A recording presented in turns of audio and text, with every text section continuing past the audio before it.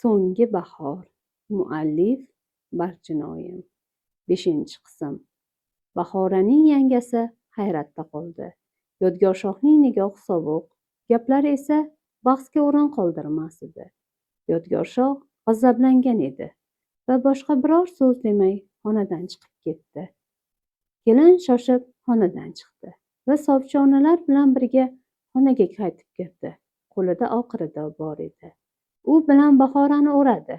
Bahora xo'rligi kelib yig'lardi. Otasi va onasidan ajralib, endi begona inson bilan yashar edi. Bahora hozirgina Yodgorshohning g'azabini ko'rdi. Qiz bu erkak uning eri bo'lishini hali ham tasavvur qila olmas edi. U bilan yolg'iz qolishni o'ylash qiz uchun haqiqiy dahshatli tushdek edi. Yodgorshoh ortidan yor-yorlar bilan chiqqan kelinga qaradi. Qizning ustiga rido tashlashib aravaga chiqarishdi.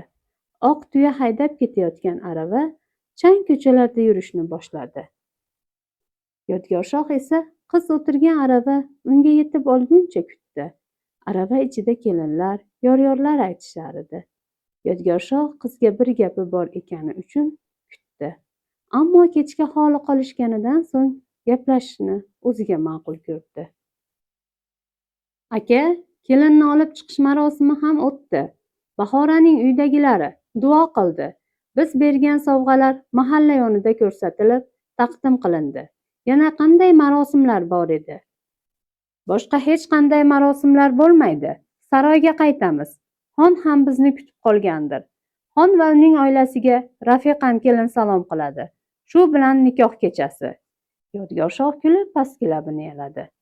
Demak, sizni ertadan yigit kishi deb aytmas ekanmiz-da. Yodgorshoh Azimxonga kulib yo'lga qaradi.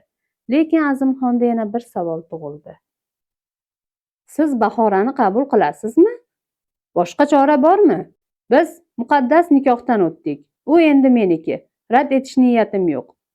Demak, sizga yoqdi. Men ayolingizni ko'ra olmadim.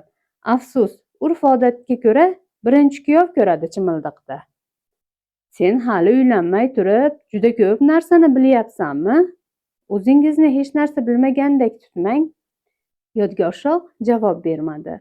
U yana kuldi va oldinda ketayotgan tuyani yetaklab ketayotgan aravaga qaradi. Kuyov navkarlar va otliq askarlar xon saroyiga yetib keldi. Xivaning ko'hna saroyi qad rostlagan, saroy ichida bulbullarning ovozi yangrardi. Yodgorshoh yetib kelgach, xonning o'zi ularni qarshi oldi.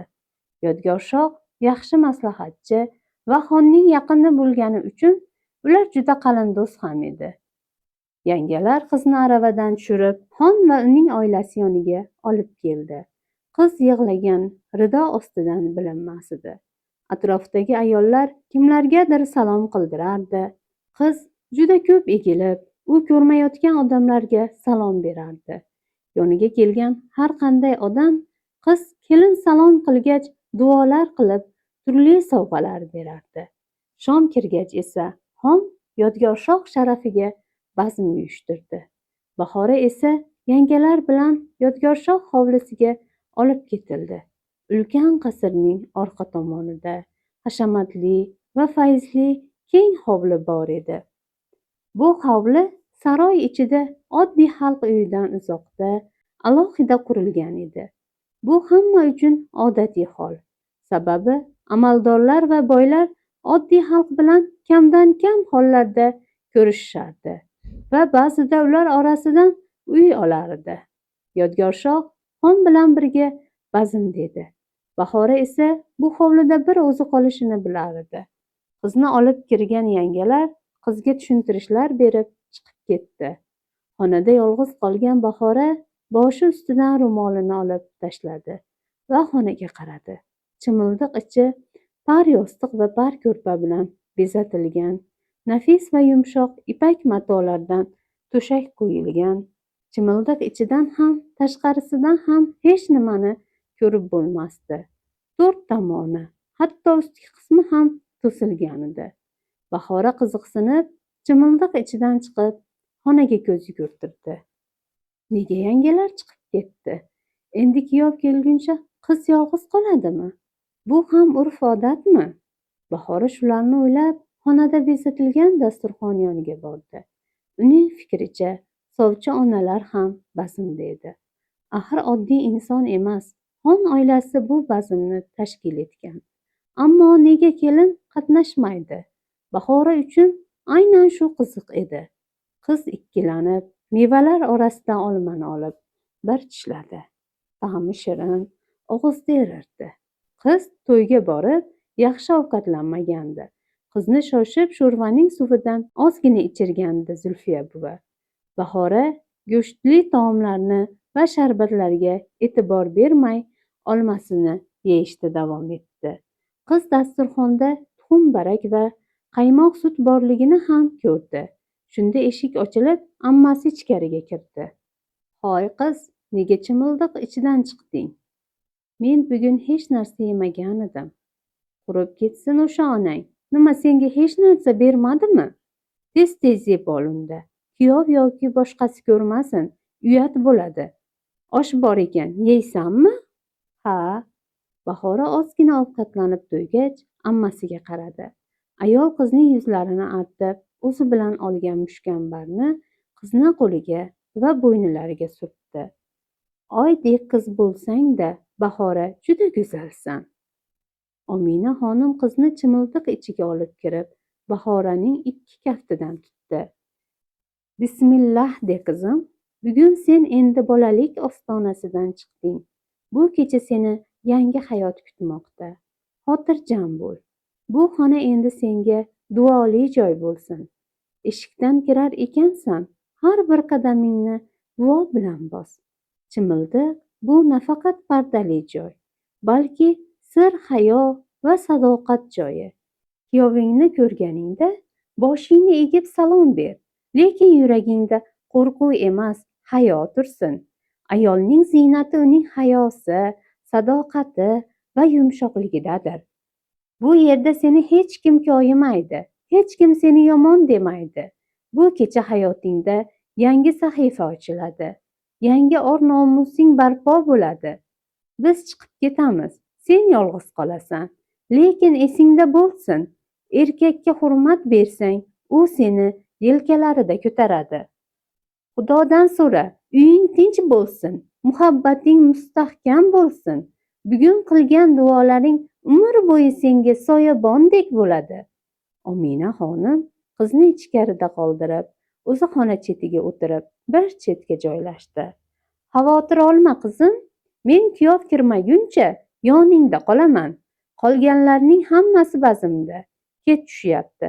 Bazm ham nihoyalangandir. Xon uzoq bo'lmaydi. Kelganlarga osh beramiz bas degan. Bahoraning ammasi qo'liga tasbeh olib duo qilardi. Shunda tashqaridan qadam tovushi eshitildi. Eshik birdan ochilib, hansirab turgan qiz Ominaga qaradi. Xola, kuyov tahorat olgani kirib ketdi. Tez orada xonada bo'ladi. Yuring, ketishimiz kerak. Omina xola qizning gapini eshitib, darhol xonadan chiqib ketdi. Kuyov bilan duch kelib qolishni istamas edi. Bahora xonada yolg'iz qolganini sezdi. Ich-ichidan xavotirlanardi. Yuzini esa ko'z yoshlari yuvardi. Bahoraning kichik tanasi ipakli to'shakning bir burchagida titrab turardi. Qiz yig'lardi. Ayni damda u onasini sog'inar edi. Bahora yana eshik yonida qadam tovushini eshitgach, yig'lashdan to'xtadi. Shunda eshik ochildi.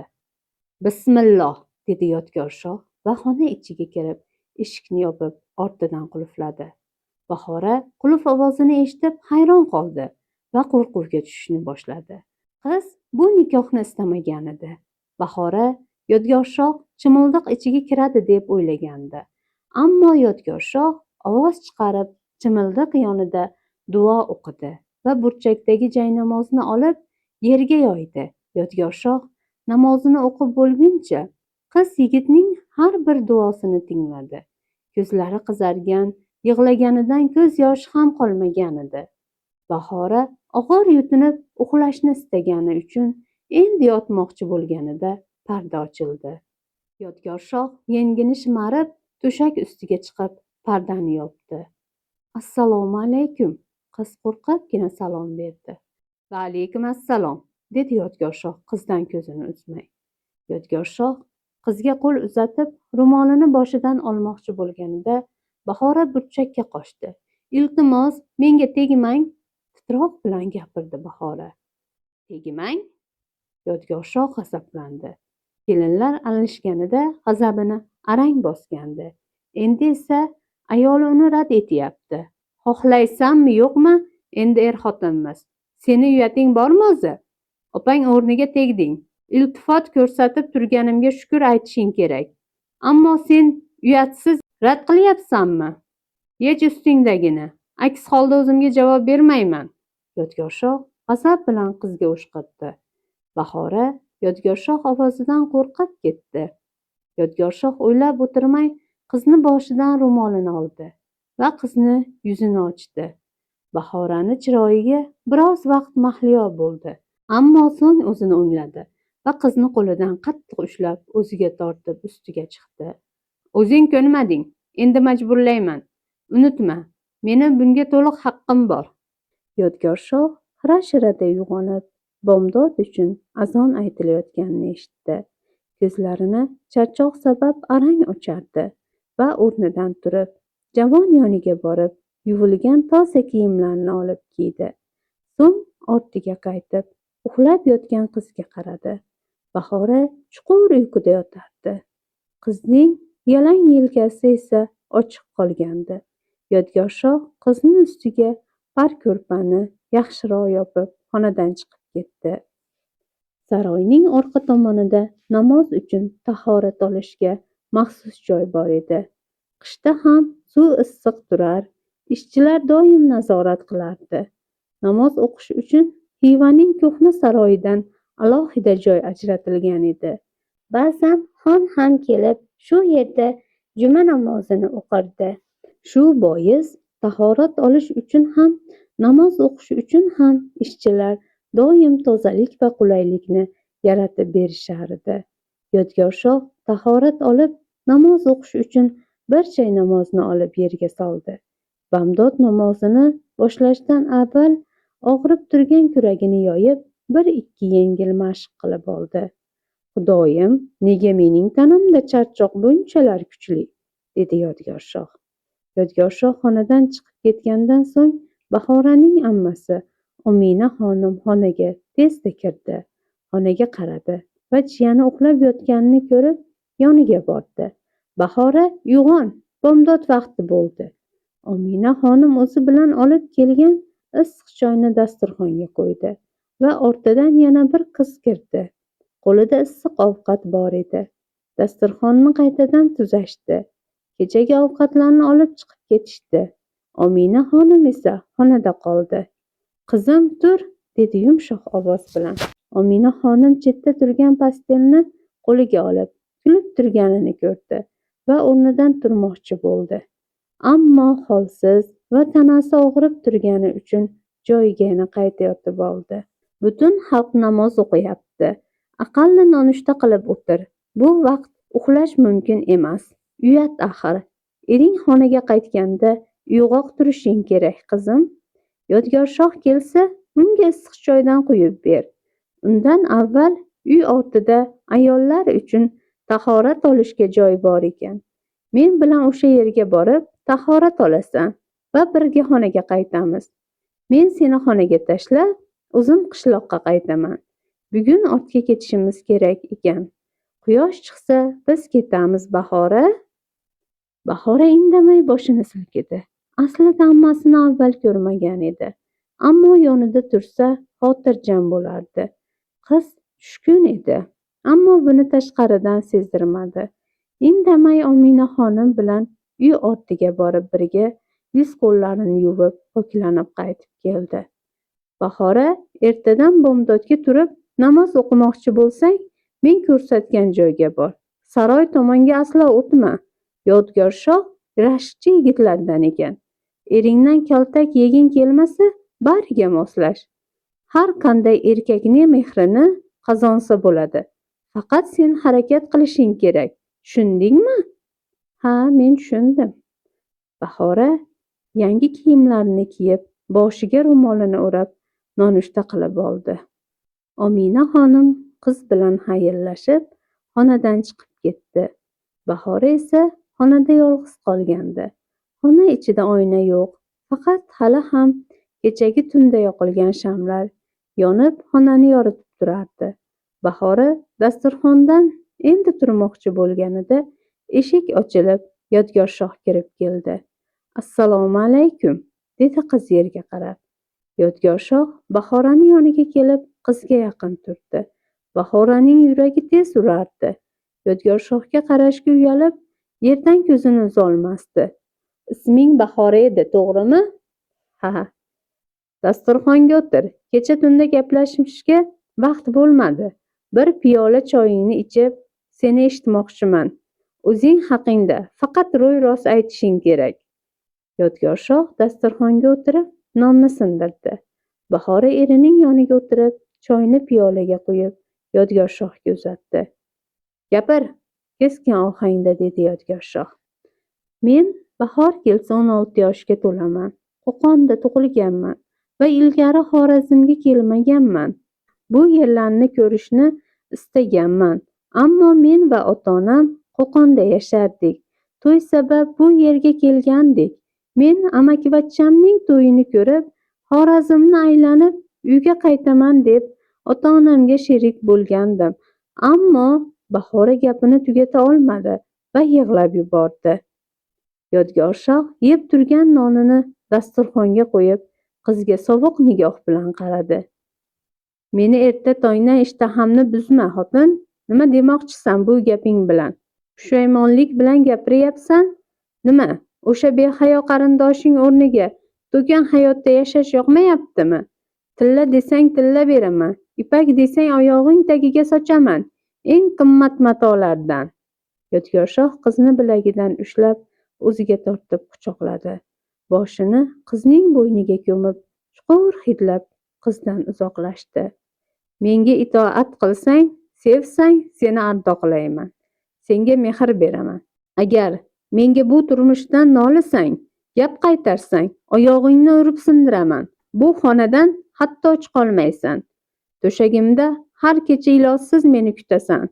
Senga hozir qanday marhamat ko'rsatib turganimni nahotki yong'oqdek miyang qabul qilmasa? Meni kechiring, bunday demoqchi emas edim. Men shunchaki ota-onamdan uzoqda bo'lganman.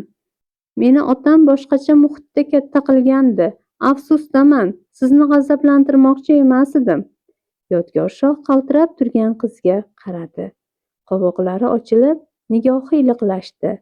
Qizdan uzoqlashib, mevalar orasida turgan anorni olib, pichoq bilan ikkiga bo'ldi. Anor yeysanmi? Dedi Yodgorshoh qizga kulib. Men nonushta qilib bo'lgandim. Kechiring, qornim och edi.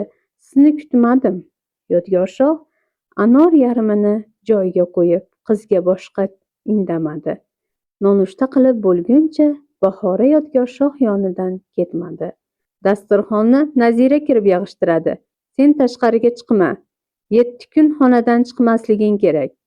Aslida undan keyin ham chiqmaysan. Yodgorshoh javon yonida turgan shamshirini olib Bahoraga qaradi. Bahora jim boshini silkitdi. Kechga qaytaman, shaharda ishlarim bor, dedi Yodgorshoh va boshqa biror so'z demay xonadan chiqib ketdi. Hurmatli obunachilar, hikoyamizning davomi keyingi qismlarda. Bizdan uzoqlashmang va bizga obuna bo'lishni unutmang. E'tibor uchun rahmat.